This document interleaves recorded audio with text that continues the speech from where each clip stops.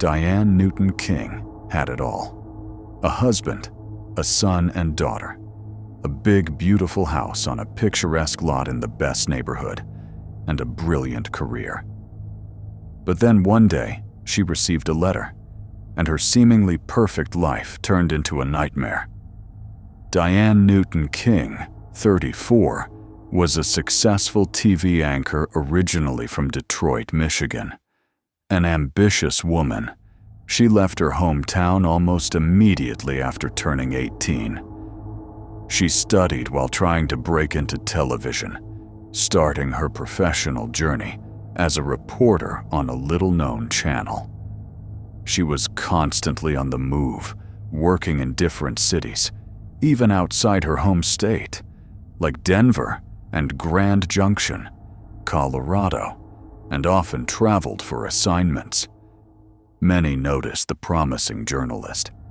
She was beautiful and energetic, tough when she needed to be, polite and tactful when appropriate, which never stopped her from getting the story. People gladly shared information with her and opened up during professional meetings. In 1989, she got an invitation from a highly rated TV station. They offered her a job back in her home state in Battle Creek. Diane was now hosting her own show, working closely with politicians and businessmen, quickly becoming a prominent figure across Michigan. At 34, she was married to 45-year-old Bradford King. In his early youth, he'd served as a police officer, becoming a vice detective, then working with journalists, eventually earning a law degree and moving into the violent crimes unit. His wife pushed Brad towards professional growth, and he began consulting journalists and even started writing articles for small circulation newspapers.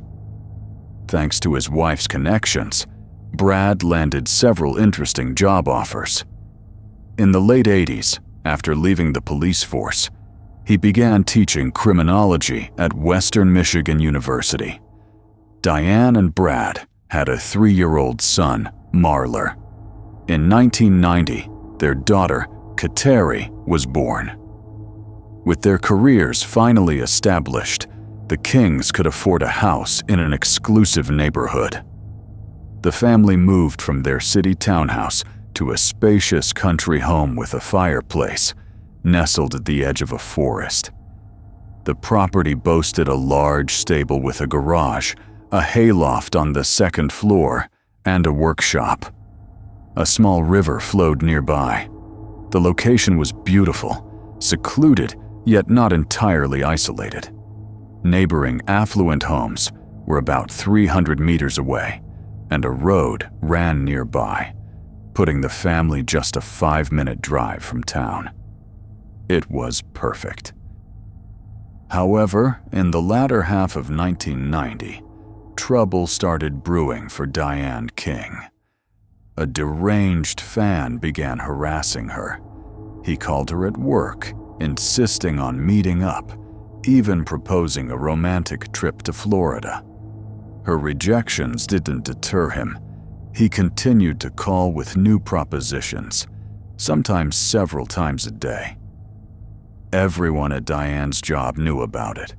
She didn't keep her worries to herself and confided in her colleagues, including her superiors. Even Mark Crawford, the company's vice president, knew about the stalking and was very sympathetic to his employee. In November 1990, the King's phone rang at home. Diane immediately sensed something was wrong. Anxious, she slowly approached the phone and picked up. It was her secret admirer. Scared, Diane hung up. This was the first time he'd called her at home, and that's when the TV station's security genuinely became alarmed. The King's home phone number was a closely guarded secret, impossible to find through directory assistance or without involving law enforcement. All media personalities in the country had such protection. Her husband, deeply connected to forensics, had no illusions and understood perfectly how dangerous such calls could be. He hired 2 bodyguards for Diane, ready to accompany her around the clock. In early December 1990, an unknown person broke into the King's home when no one was there. Nothing was stolen, and the only damage was a broken pane of glass in the exterior door. But this home invasion caused quite a stir. The police launched an investigation that ultimately led nowhere. After this incident, Diane was a mess. She developed what felt like paranoia, suspecting everyone, especially her male colleagues, since they knew her address and contacts at work. She had nightmares, then insomnia. She constantly complained to her husband that someone was standing by the window, watching them. At night, she imagined dark silhouettes in the yard, standing motionless, as if they were catching her every move and hearing her every word. Brad was genuinely worried about his wife's state. If her security wasn't around, he always kept her in sight, met her after work, and accompanied her to the TV station in the mornings. Her husband also took his own security measures. He equipped their country house with a special landscape lighting system that automatically activated from motion sensors in front of the house. If anyone tried to approach the house in the dark, the outdoor lighting would automatically come on, and the house itself would plunge into darkness. At the same second, a loud alarm would blare, and then it was up to Brad. Upon seeing an intruder, Brad would immediately call the police. Theoretically, this system allowed for emergency measures to protect the home in case of any suspicious activity nearby. Relatives even lent the Kings their Doberman for a while, whose bark would also alert the owners. Brad constantly checked all doors and windows when the family returned home, especially thoroughly before bed. Now, Diane King finally felt safe at home, at least. Christmas arrived, bringing an unpleasant surprise for Diane. Someone had placed an anonymous letter in their mailbox, which police later classified as containing a potential threat. The letter was a phrase, "You should have had lunch with me," typed from letters cut out of newspaper and magazine headlines and glued to a sheet of paper. The letter was handed over to the police, who launched an investigation and then shelved the case. Later, the situation improved. The calls stopped bothering Diane, and she didn't receive any new letters. Diane even started appearing in public alone. Before, she only moved outside the house with her husband or under the watchful eye of bodyguards. On Saturday morning, February 9th, 1991, Brad King woke up alone. His wife had gone to her parents in Sterling Heights, Michigan, with the children. She was due home in a couple of hours. He decided to pass the time and went for a walk in the woods, which often helped him gather his thoughts. Upon returning, he found his wife's body on the landing in front of the house.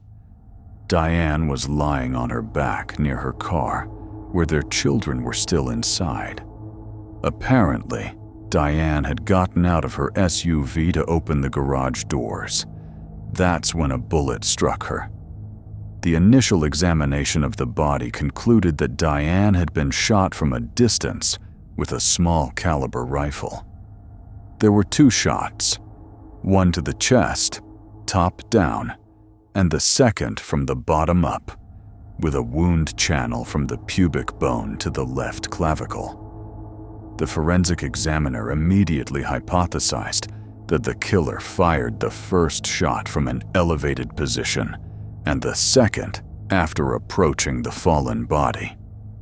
To hit like that, the shooter must have held the rifle very low, practically on the ground. Why, at that point, was unclear. The second shot was essentially a finishing or coup de grace shot. Perhaps Diane was still alive after the first bullet hit.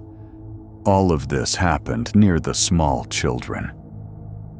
Based on the forensic examiner's conclusion at the crime scene, Sheriff John Olson, forensic specialists, and detectives began inspecting elevated areas that could have concealed the shooter.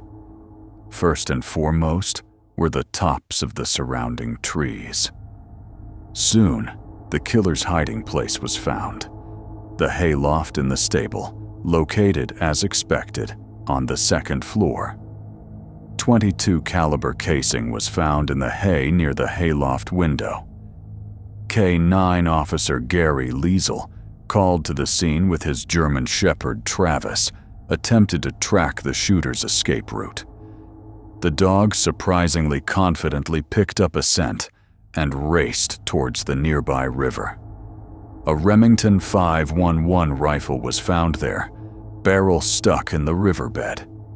7 .22 caliber casings were found at the bottom of the river. Subsequent ballistic analysis showed that all these casings were fired from the rifle found in the stream. Moreover, the casing found in the hayloft was also, with high probability, fired from that same rifle. Gary Liesel's discoveries didn't end there. Following Travis along the stream, the K9 officer ventured deeper into the forest and, after describing an arc of about a mile, emerged back at the King's house. It turned out the killer, after running through the area, had returned to the crime scene and, apparently, watched the police actions from among the crowd of onlookers and TV reporters. Investigators asked Brad if he had heard anything, as the killer was quite close to him. Brad replied that he had heard gunshots, many of them. But hunters often passed through here, and he and his family had long been accustomed to these sounds. This time, his wife was the target. Diane King's murder became the #1 sensation in Michigan for a while. The investigation, which started very actively, quickly stalled. Forensics couldn't link the bullets extracted from the victim's body to the found rifle. The bullets were too deformed. Even men King had once interviewed were considered as the mysterious stalker. Investigators also couldn't rule out that the killer could have been a viewer who paid one of the TV station employees for Diane's phone number and address. The case became more and more complex. The investigation stagnated for almost 10 months until the sheriff, after attending an FBI training seminar in Quantico, finally suggested that psychologists examine the anonymous letter Diane King had received. This was the only thing that could lead the investigation to the deranged admirer. FBI specialists, after studying the original letter, came to the following conclusion. A letter composed of cut-out letters is the rarest type of anonymous message. Of all genuine criminal messages, no more than 1% are of this kind. In movies, we often see scenes where a criminal cuts out letters from printed materials. In real life, however, it's very rare. People whose handwriting could be recognized by the recipients of an anonymous letter resort to making such letters. Otherwise, the victim would grow suspicious. If it were a simple viewer who only saw Diane on screen, there would be no reason for him to so carefully conceal his handwriting. This meant that the person who sent the letter to Diane was someone she knew. She might, for example, have encountered him at work or seen his handwritten texts and notes. The circle of suspects narrowed. But who could it be? The absence of forensically significant traces on the letter pointed to the meticulousness and caution of the maker. The sloppiness of the glued letters was nothing more than a deliberate attempt to mislead investigators. The letter's maker tried to appear disorganized and emotionally unrestrained, but in reality was not. All of this suggested that the author of the letter had a good understanding of police methods and forensic analysis of written messages. He was cautious and very cunning. The circle of suspects narrowed to a single person, a criminology professor with practical police experience, Bradford King. Diane's husband was now at the epicenter of the investigation. Soon, it became clear there was no obsessed fan. The husband himself had been calling and writing to his wife. Investigators reasonably suspected that Brad, being an intelligent and resourceful forensic expert, had prepared some kind of trap to either confuse the investigation or make a guilty verdict impossible. These fears were partly confirmed when, in March 1992, a man renting the house next door to the King's home reported finding a Remington 511 rifle in the attic. This rifle exactly matched the one used by the killer to shoot Diane King. The logical assumption was that the criminal had hidden this rifle in the empty house immediately after the murder.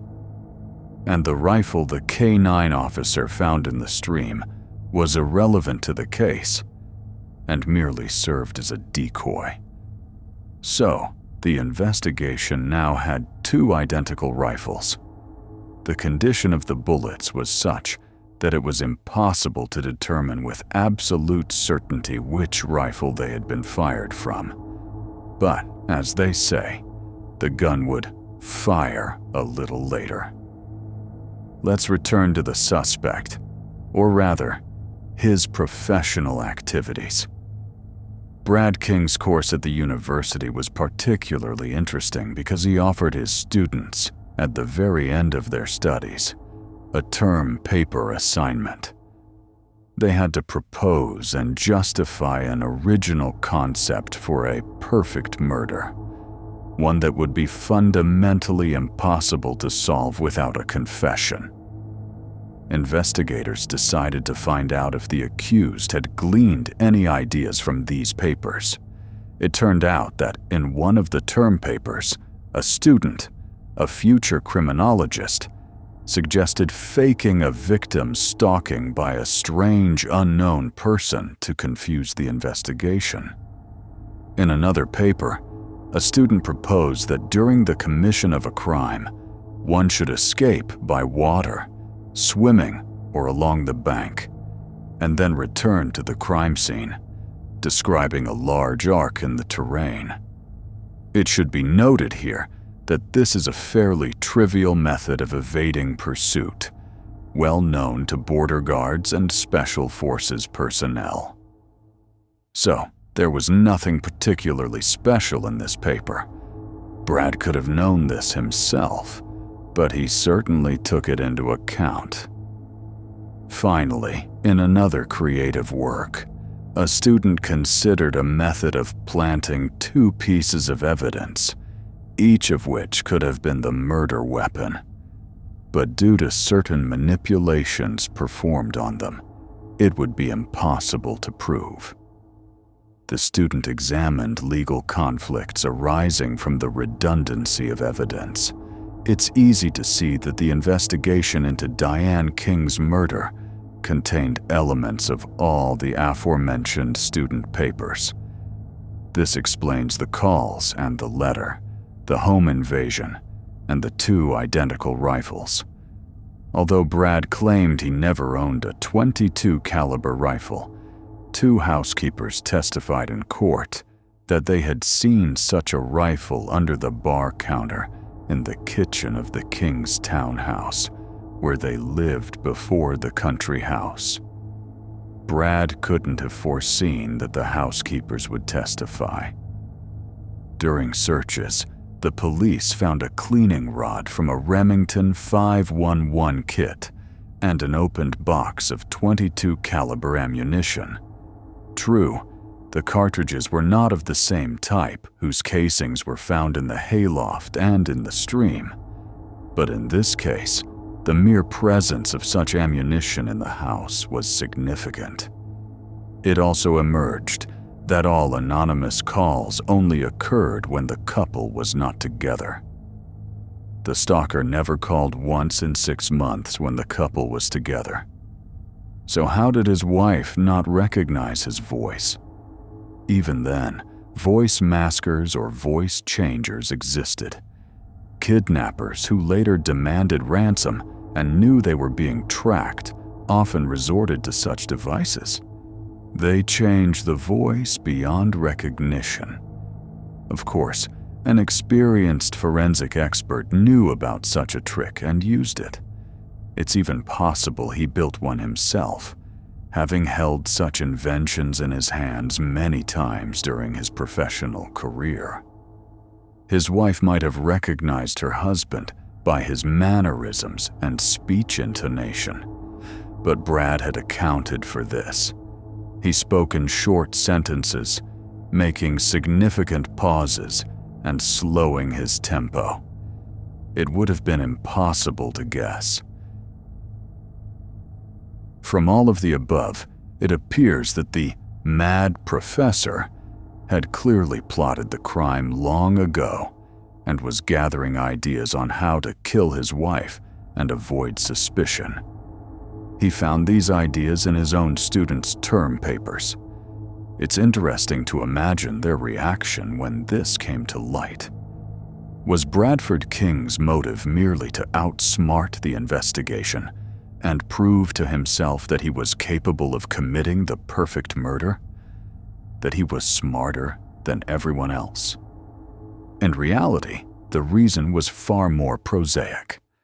It turned out that Brad was constantly cheating on his wife. One of his mistresses lived in Battle Creek and owned a beauty salon there. Furthermore, Brad had a long-term affair with one of his university students. Besides this, there were rumors that the professor consistently coerced female students in his course into intimate relationships. Brad frequented a male fraternity club where he drank and played pool with students for money. Such behavior from a professor was reprehensible in itself, but Brad also provided prostitutes for student parties, aided by his old police connections. He didn't mince words with Diane. He was cruel to her and could severely beat her. In the courtroom before the jury, John Sims, Brad's lawyer, stated, "I understand that upon hearing the details of Mr. King's life, you are unlikely to feel any sympathy for him. I doubt you like my client, but you cannot convict him for not being a good family man." And indeed, that's true. So let's continue. Brad had been living a double life for quite some time, and Diane King, of course, knew all about it, as she had her sources everywhere. She tried to influence her husband. She demanded that he take on more responsibilities at home and spend less time at the student club. She asked him to at least get a full-time job. He worked no more than 4 hours at the university. The family budget was more than 80% supported by Diane's income, and she reasonably insisted that Brad take on a heavier workload at the university. He refused, unwilling to change his usual playboy lifestyle. And then one day, his wife announced that she wanted to quit her job and focus solely on raising their young children. Then Brad would have nowhere to go, and he would have to work more, as all the responsibilities for providing for the family would fall on his shoulders. And if Brad refused, Diane would leave him, and he would have to forget about the beautiful house and financial security in general. He couldn't allow that. If before this declaration he might have only fantasized about murdering his wife, after such words, all doubts vanished. The solution was clear to him. Kill her, collect the insurance, hire a nanny for the children, and continue living as he had. Inspired by his students' work, he created a deranged fan, fully understanding that his wife was famous and there would be many suspects. This way, he would confuse the investigation. Lately, he had behaved like a caring and worried husband, taking active steps to protect Diane.